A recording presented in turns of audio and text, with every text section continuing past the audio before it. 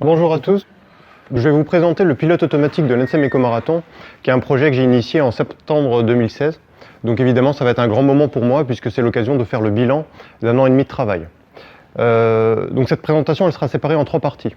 Dans un premier temps je vais vous parler du projet, vous décrire son fonctionnement, les différents organes qu'il comporte, et également les idées qui lui sont sous-jacentes. Et puis dans une seconde partie, nous allons entrer dans le formalisme de la théorie de l'optimisation, qui est vraiment au cœur de ce projet, et nous irons jusqu'à décrire l'algorithme de commande optimale qu'on utilise, et qui constitue vraiment le noyau du dispositif qu'on a créé. Et puis enfin, dans une troisième partie, je vais vous parler de physique. Parce qu'en fait, il y a un lien très profond entre la théorie de l'optimisation et la physique. Et ça, c'est vraiment un sujet fascinant, mais qui n'est pas enseigné en tant que tel à l'ENSEM, parce que c'est quelque chose d'assez conceptuel. Ce n'est pas quelque chose d'utile en soi, c'est plutôt quelque chose d'utile à la compréhension des choses. Alors avant de commencer, il faut que je remercie nos sponsors, nos partenaires, et en particulier RS Components, qui financent ce projet dans son intégralité. Je remercie également tous les donateurs de la campagne de crowdfunding qui a été menée l'année passée et qui nous ont permis de boucler notre budget. Il faut savoir qu'on a quand même des dépenses importantes, puisque tous les ans, il y a des dépenses techniques et des dépenses liées au voyage. Et donc, aujourd'hui, si nous existons, c'est grâce aux institutions qui nous subventionnent, aux entreprises qui nous sponsorisent et aux particuliers qui nous soutiennent. Alors, ce schéma va me permettre de faire la synthèse du projet. Donc, en fait, le dispositif qu'on a créé, il correspond aux 4 icônes qui sont là au centre. Et puis, les 5 qui sont à l'extérieur représentent son environnement. Donc, pour le moment, je vais vous demander de vous focaliser sur ces 5-là. Ici, on a le pilote humain. Le pilote humain, il va pouvoir interagir avec le pilote automatique par le biais de tout un tas de boutons qui sont situés sur le volant et également d'un afficheur qui lui renvoie des informations. En plus de ça, sur le volant se trouve un potentiomètre qui va servir à fixer la commande moteur. D'accord ? Donc c'est une sorte de curseur comme ça que vous pouvez fixer pour commander le moteur. Et puis la nouveauté de cette année, c'est que ce potentiomètre il va être motorisé. C'est-à-dire que notre dispositif, et donc c'est en ça que c'est un pilote automatique, va avoir l'aptitude de contrôler ce potentiomètre, de le déplacer électroniquement et donc de fixer de façon autonome la commande moteur. Donc ce n'est pas une Google Car non plus, il faut toujours tourner le volant, il faut toujours veiller à sa sécurité, etc. Ensuite, on a un GPS. Le GPS, il nous renvoie une information sur la longitude, la latitude et l'altitude. Simplement, la mesure d'altitude est très imprécise. C'est pour cette raison qu'on préfère importer manuellement une liste de points qui vont contenir l'information sur le relief. Ensuite, on a un débitmètre. Alors, il faut bien voir qu'on est propulsé par une pile à combustible. Donc, cette mesure de débit va correspondre en fait à une mesure de la consommation. Voilà. Et enfin, on a, au cours de ce projet, été amené à développer un modèle du véhicule. Alors, qu'est-ce que c'est un modèle ? C'est un ensemble d'équations mathématiques qui vont décrire le comportement du véhicule. Voilà. Alors, du coup, pour faire le résumé du projet, le véhicule sait où il sait combien il consomme, il sait où il va, puisqu'il a connaissance de toute la liste de points, donc il a connaissance de tout le relief, et il sait quel type de relief il va avoir à gérer, et enfin, il sait comment il se comporte. Et en fait, l'idée, ça va être de mélanger toutes ces informations pour aboutir à une commande moteur pertinente, d'accord ? Donc là, je pense que vous commencez à voir où on veut en venir. L'idée, c'est comment est-ce qu'on fait pour combiner toutes ces informations et puis aboutir à une stratégie de contrôle qui serait pertinente. Alors des stratégies de contrôle, il y en a plein. Simplement, celle qu'on utilise, c'est en fait par définition la meilleure d'entre toutes, puisqu'il s'agit de l'optimisation. Donc ça, c'est la réponse courte et la réponse longue maintenant. Alors voilà le problème que nous pose le shell. En ce point, on a un stop. Ce stop, il va correspondre à des conditions limites, c'est-à-dire que notre vitesse initiale est nulle et notre vitesse finale est nulle également. Et puis, on doit parcourir ce circuit qui mesure 1600 mètres en 230 secondes. Donc ça, c'est la première règle, si vous voulez, que nous impose le shell. Et puis, il y a une seconde règle qui est qu'au sein d'une catégorie, on va être classé en fonction de notre consommation d'énergie. Donc là, vous pouvez voir le relief du circuit de l'année passée, avec notamment cette bosse là qui nous a posé problème l'année passée. Alors si on veut réécrire formellement ce problème d'optimisation, puisque c'est un problème d'optimisation, il est question de minimiser la quantité d'énergie, la consommation d'énergie, donc on peut l'écrire comme ça. Minimiser la consommation d'hydrogène sous la contrainte d'avoir une position au bout de 230 secondes supérieur ou égal à 1600 mètres. Donc effectuer le tour du circuit dans le temps qui nous est imparti. Alors maintenant que je vous ai dit ça, est-ce que vous pensez que ce tracé de la position en fonction du temps est valide du point de vue de la contrainte? Alors, j'ai dit qu'il fallait parcourir 1600 mètres en 230 secondes. Donc si on regarde, 230 secondes en fait c'est au bout de l'axe. Et là on a bien 1600 mètres, d'accord? Donc ce tracé de la position, je le refais, hop. Donc ce tracé de la position est valide du point de vue de la contrainte. Il y a deux choses en fait, il faut minimiser la consommation d'hydrogène et il faut respecter cette contrainte. Alors maintenant, il faut bien voir que ce tracé de la position, il est la conséquence d'un autre tracé, qui est le tracé de la commande moteur. Donc là, vous pouvez imaginer, la courbe bleue, c'est le potentiomètre de commande du moteur qui se déplace avec le temps. Et en fait, cette commande moteur va être la variable de notre problème. Alors, il faut bien voir qu'il y a également encore un autre tracé qui est la conséquence de cette commande moteur, et ça va être le débit d'hydrogène. Alors, la grandeur qu'on cherche à minimiser, c'est notre consommation totale d'énergie. Donc en fait, c'est l'intégrale du débit d'hydrogène, donc c'est l'air sous cette courbe en bleu clair. Donc en fait, notre but, ça va être de venir plaquer cette courbe bleu clair vers le bas, d'accord, pour minimiser son intégrale. Alors maintenant que je vous ai dit ça, on a vu que cette commande produisait un tracé de la position qui était valide du point de vue de la contrainte, mais maintenant, est-ce que cette commande est optimale? Est-ce qu'elle minimise la consommation d'hydrogène? Alors, en fait, de façon générale, c'est difficile d'estimer si une commande est optimale ou non. Simplement, en fait, et ça justifie en partie ce projet, puisque si c'est quelque chose qui est difficile à faire pour un humain, ça peut être pertinent de déléguer cette tâche à un ordinateur. Alors maintenant, ici, on a quand même un argument qui nous permet de dire que cette commande n'est pas optimale, et l'argument, c'est ce décrochement à la fin, là, qui correspond en fait à mettre plein gaz alors qu'on arrive à un stop. D'accord? Donc ça, du point de vue de la consommation d'énergie, c'est pas fou, quoi. Alors, maintenant, la nouvelle idée donc, que j'ai introduite, c'est le fait que la variable de notre problème va être la commande moteur. D'accord? La commande moteur à chaque instant, qui est ici notée U. Et donc, il faut bien voir que cette commande moteur, ça va être une fonction du temps. Et ça, c'est un point qui est important, parce que quand vous cherchez à résoudre un problème d'optimisation, la plupart du temps, vous allez faire appel à des algorithmes qu'on appelle d'optimisation statique, où la variable que vous recherchez, c'est un scalaire ou un vecteur, et pas une fonction. D'accord? En plus, on voit bien que cette fonction, elle va être continue par morceaux, enfin, certaines propriétés qui font que les algorithmes classiques d'optimisation ne sont pas adaptés à ce problème. Donc ça, en fait, c'est un problème de commande optimale. Et donc, on va avoir recours à un algorithme de commande optimale. Alors simplement, avant de voir comment est-ce qu'on résout un problème de commande optimale, il faut bien voir, enfin, il faut avoir la relation entre la commande moteur, la position, et notamment la position finale, qui est finalement la seule position qui nous intéresse, de façon à respecter la contrainte, et puis la consommation d'hydrogène. Et donc ces trois relations vont constituer ce qu'on appelle le modèle du véhicule. Alors maintenant, si on suppose connu ces trois relations, on va pouvoir mettre en œuvre un algorithme de commande optimale. Donc ça, ce sera l'objet de ma seconde partie. Donc ici, vous avez une slide que vous pouvez revoir par la suite qui concerne le principe du maximum de Pontryagin, qui est vraiment le théorème central de la théorie de la commande optimale et qui permet en fait de synthétiser des algorithmes de commande optimale. Donc ça, j'y reviendrai dans ma seconde partie.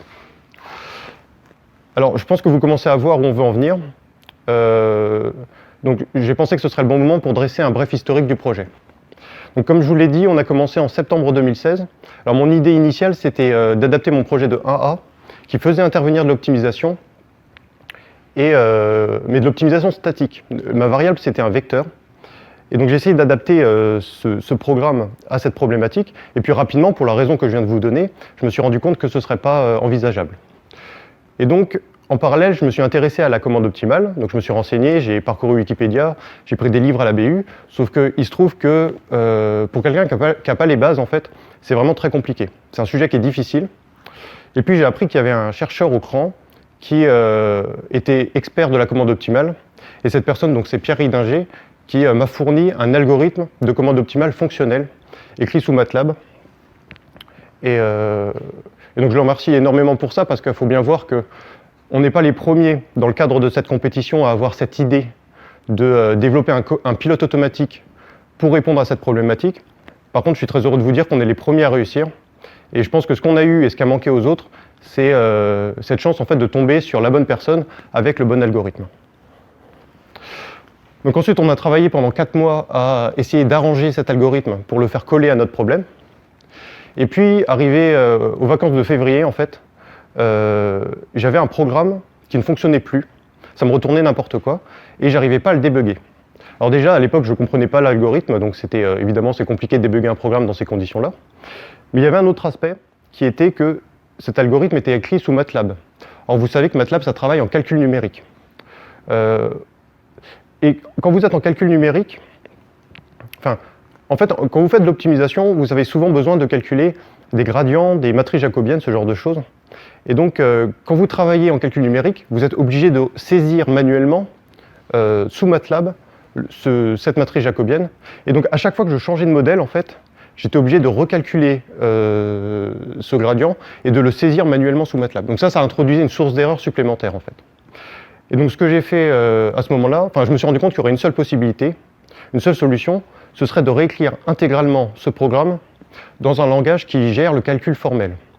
Donc le calcul formel, c'est l'aptitude qu'ont les ordinateurs à travailler directement avec des expressions numériques, des expressions mathématiques, pardon, et pas avec des quantités numériques. Et donc ça lui permet de calculer de façon autonome le gradient, ce qui supprime une source d'erreur en fait. Donc j'ai fait ça pendant toutes les vacances de février, et puis une nuit vers 4 h du matin, j'ai le genre de courbe que je vais vous montrer juste après, qui s'est affiché sur mon écran, et là j'ai compris que ce projet devenait possible. Donc ensuite, tout le reste, puisqu'on y est encore, et puis je pense qu'on va continuer d'y travailler jusqu'à la course. Donc aujourd'hui, ce programme Sage, alors je ne vous avais pas dit, mais le langage que j'ai choisi, c'est Sage, qui est une bibliothèque Python. Il se présente comme ceci. Donc en fait, il est complètement intégré dans un fichier LaTeX. Donc là, vous avez un fichier qui va contenir à la fois le code LaTeX et le code Sage. Et puis, LaTeX gère tout le post-process, et ça va générer un PDF avec tout l'affichage de toutes les informations importantes. Donc on va commencer par un modèle très simple, et on va enrichir progressivement ce modèle. Alors le modèle le plus simple qui soit, c'est le modèle du véhicule idéal sur terrain plat. Tout à l'heure, je vous ai dit que le débit d'hydrogène, c'était assimilable à une consommation. On peut assimiler le débit d'hydrogène à une puissance. À partir du moment où je dis ça, je peux considérer que notre consommation totale d'hydrogène sur l'ensemble du circuit, en fait, on peut l'estimer par l'intégrale d'une puissance, et la puissance qu'on va choisir, ça va être la puissance mécanique sur l'arbre moteur, donc le couple multiplié par la vitesse de rotation de la roue. Et donc ça va permettre d'estimer la consommation totale d'hydrogène. Alors maintenant, il vous faut également la position à l'instant final.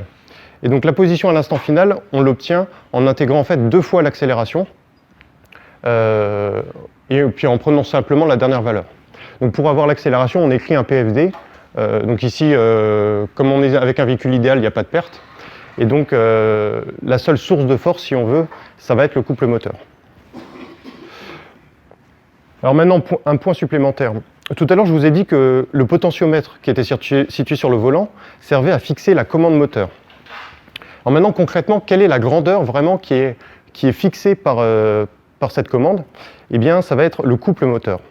Donc, quelque part en régime permanent, le couple moteur va être proportionnel à la commande moteur U. Enfin, pardon, le couple moteur va être proportionnel à la position du potentiomètre. Un autre point, ici, on a la vitesse de rotation de la roue. Alors, la vitesse de rotation de la roue, elle est liée à la vitesse du véhicule par un coefficient qui fait intervenir le rayon de la roue, etc. Du coup, ce problème, on peut le réécrire comme ça. Donc ici, on a la vitesse du véhicule, et ici, on a la commande moteur. Voilà. Donc ça, c'est un problème qui est très simple. Et en fait, il est tellement simple que la théorie de la commande optimale lui donne une solution analytique. Donc du coup, on va pouvoir comparer ce que nous retourne notre algorithme de ce qu'on est censé obtenir. Alors, je vous réexpose le problème. On est ici au stop en A. Et on cherche à atteindre l'autre stop. Donc en fait, c'est le même, mais on fait un tour de circuit. En un temps donné. Et puis, donc on est sur terrain plat. Le véhicule est idéal, donc il n'y a pas de source de perte. Et donc ce qu'on cherche, c'est la commande optimale. Quelle position il faut donner au potentiomètre à chaque instant pour minimiser notre consommation d'énergie dans ces conditions. Donc là, ça va être le programme Sage donc, qui va s'exécuter.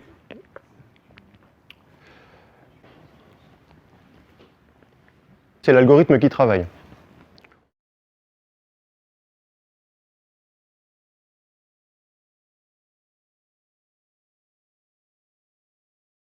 Et voilà. Donc la commande optimale, ça correspond à être plein gaz pendant un certain temps, et puis ensuite couper complètement le moteur. Alors la raison pour laquelle ça c'est la commande optimale, c'est que si vous voulez, vous consommez l'hydrogène, et cet hydrogène, il va intégralement partir sous forme de puissance mécanique. D'accord ? Donc on va augmenter l'énergie cinétique du véhicule. Et puis cette énergie cinétique, qu'est-ce qu'elle devient ? En fait, elle va être intégralement dissipée dans un coup de frein final, parce que je vous ai dit qu'ici on avait un stop, donc il faut avoir une vitesse nulle. Or ici on n'a pas une vitesse nulle. Donc pour ramener notre vitesse à zéro, on va devoir mettre un gros coup de frein, et toute l'énergie va passer dans ce gros coup de frein là. Et donc si on veut minimiser notre consommation d'hydrogène, en fait la grandeur qu'on doit minimiser, c'est notre énergie cinétique à l'arrivée. Donc autrement dit, notre vitesse. Voilà. Donc il faut arriver avec la vitesse la plus faible possible. Et donc la solution pour avoir ça, c'est d'accélérer à fond. Et dès qu'on a la vitesse qui nous permet tout juste d'arriver au bout de la course, on coupe complètement le moteur. Voilà. Et par inertie, comme il n'y a pas de frottement, on atteint l'arrivée comme ça. On peut regarder aussi ce que ça donne sur le débit d'hydrogène.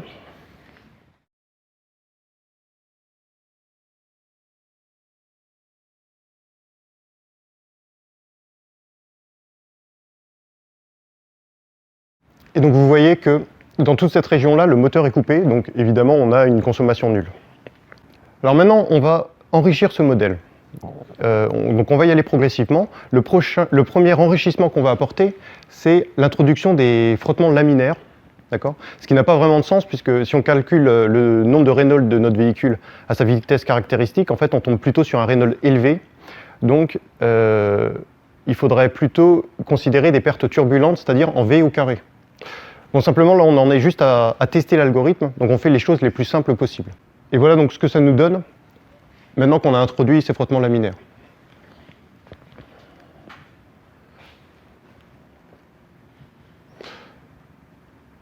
Donc vous voyez qu'en fait, la commande optimale revient à être plein gaz au début, ensuite diminuer un peu notre commande pour rester sur un palier en régime permanent, comme ça, et quand on arrive à l'arrivée, on va tout couper pour que les frottements nous diminuent notre vitesse. Voilà. Donc la commande optimale, elle est ici en bleu. Bon, je vous montre ce que ça donne sur le débit, juste vous montrer le résultat. Voilà, le résultat, ça donne ça. Alors maintenant, on va introduire l'altitude. Alors comment on fait ça ? Je vous ai dit tout à l'heure qu'on partait d'une liste de points qui allait contenir l'information sur le relief. Donc cette liste de points, la voici. Alors la première chose à faire, ça va être de l'interpoler et de reconstituer une liste de points qui vont être équirépartis. Alors une fois que ça c'est fait, on va bien être obligé de faire un peu de mécanique. Donc ici on a la pesanteur, et cette pesanteur on va la projeter sur l'axe que suit la voiture. Et puis ensuite, après cette première projection, on va simplement considérer la composante selon x, parce que notre problème il est paramétré selon x, donc tout à l'heure le relief était paramétré selon x. Donc la composante selon x nous intéresse. Cette première projection correspond à un sinus et cette seconde à un cosinus. Donc en fait on a un produit du sin par le cos. Ça donne un sinus 2 alpha sur 2. Et maintenant j'utilise une formule en T de la trigonométrie pour faire apparaître les tangentes. Et l'intérêt c'est que si vous regardez dans ce triangle, la tangente d'alpha c'est en fait dz sur dx, c'est-à-dire la dérivée de l'altitude. Et donc il suffit de dériver numériquement la liste de points que je vous ai montré tout à l'heure et on obtient une bonne estimation de cette grandeur-là. Donc il suffit d'ajouter ce terme dans le modèle, là où P est la pente, c'est-à-dire la dérivée numérique de l'altitude, et on peut modéliser comme ça la pesanteur. Donc voilà ce que ça donne.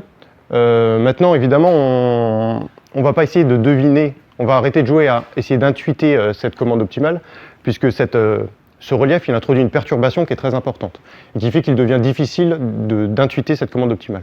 Alors là vous voyez que ça part un peu en PWM, là comme ça. Bon, la raison pour laquelle ça fait ça, c'est que le modèle n'est pas stable du point de vue de l'optimisation.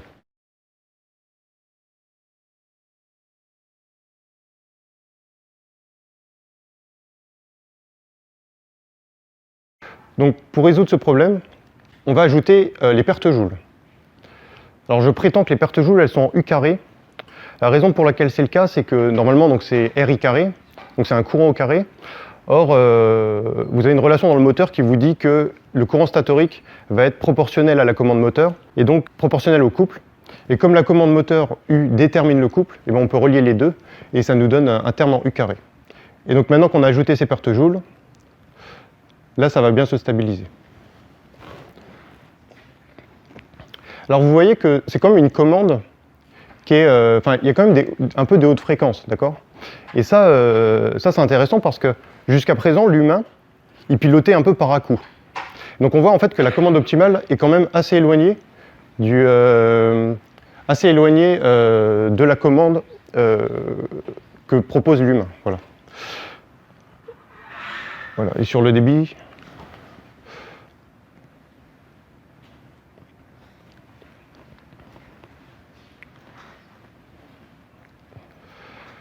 alors maintenant j'en arrive au modèle final, celui qu'on compte utiliser pendant la course. Alors j'ai simplement ajouté ici les frottements turbulents, d'accord, en V carré, qui sont en fait la première source de perte dans notre véhicule puisque ça correspond à l'essentiel des pertes aérodynamiques. Et également ici j'ajoute un terme en U. Alors ce terme en U il est très discutable, hein. Moi je suis bien conscient que ce modèle, enfin l'algorithme marche assez bien, enfin il marche même très bien, et le point le plus améliorable de ce projet ça va être le modèle. Et donc introduire ce terme en U, bon, ça permet de rajouter un degré de liberté parce qu'il y a des non-linéarités dans l'électronique de puissance et le moteur qui font que pourquoi pas voilà, ajouter un degré de liberté. Je suis d'accord que c'est très discutable et on va voir ce que ça donne pour cette édition de la course. Et puis si ce projet se perpétue les années prochaines, on envisagera d'apporter les corrections. Alors maintenant, je voudrais aborder un nouveau point. C'est bien beau de construire des modèles comme ça, mais à chaque fois, on introduit de nouveaux coefficients. D'accord? Donc KMK, KHU, KHU2, KU, KV, KV2. Et ces coefficients, ils sont propres au véhicule, donc il va bien falloir les déterminer. Alors comment on fait ça? Une des façons de faire, c'est de considérer chaque composant du véhicule indépendamment, et puis de les tester, donc sur banc d'essai, en test en soufflerie, etc. Donc ça, évidemment, c'est très compliqué à mettre en place. Donc nous, ce qu'on préfère faire, c'est en fait utiliser le circuit lui-même comme un banc d'essai. Je m'explique. On va d'abord effectuer un run en commande manuelle, d'accord? Donc sans pilote automatique, c'est en commande manuelle. Et on va relever toutes les informations dont je vous ai parlé au début. Et puis on va s'appuyer sur ces informations pour essayer de paramétrer le modèle, d'accord? Et pour ça, on va de nouveau avoir recours à l'optimisation. Mais cette fois-ci à l'optimisation statique. Parce que ce qu'on recherche ici, c'est les 6 coefficients, d'accord? Donc en fait, c'est un vecteur à 6 composantes. Alors, donc, on effectue un run en commande manuelle. Ensuite, on relève des informations. Donc là, vous pouvez imaginer que ces informations-là, c'est des informations qui sont mesurées. Simplement, on n'a jamais fait une mesure conjointe de la consigne, l'hydrogène et la position, enfin la vitesse, pardon. Donc, ce que j'ai fait, c'est que j'ai pris le modèle précédent, j'ai mis des paramètres arbitraires dedans, et puis j'ai pris une consigne arbitraire et j'ai simulé. Ça m'a donné ça. Donc en fait, ça, si vous voulez, c'est des fausses mesures. Mais le jour de la course, ça, ce sera effectivement des mesures effectuées lors d'un run en commande manuelle. Donc pareil, j'obtiens le débit aussi. Et maintenant, je vais m'appuyer là-dessus pour essayer de reconstituer le modèle. Et donc pour ça, je vais utiliser l'optimisation de nouveau. Et en fait, je vais faire en sorte que des simulations viennent se coller aux mesures.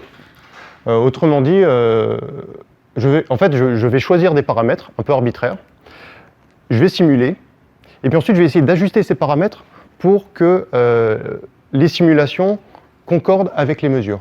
Et là vous voyez que ça marche très bien parce qu'en fait ici il y a 2 courbes qui sont parfaitement superposées, et donc en fait on a retrouvé avec une très grande précision les paramètres dont je suis parti pour produire ces fausses mesures. Voilà. Donc ça marche aussi pour le débit d'hydrogène. Et donc maintenant que le modèle est paramétré, on peut lancer la commande optimale.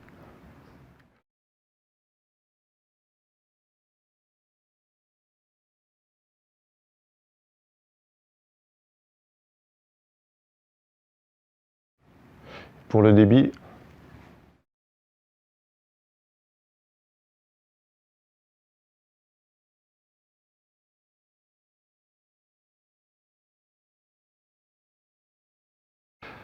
Alors maintenant, ce procédé il marche tellement bien que je me suis dit que ça pourrait être pertinent de simuler des imperfections de mesure. Donc c'est-à-dire que j'ai bruité les mesures, d'accord, les fausses mesures.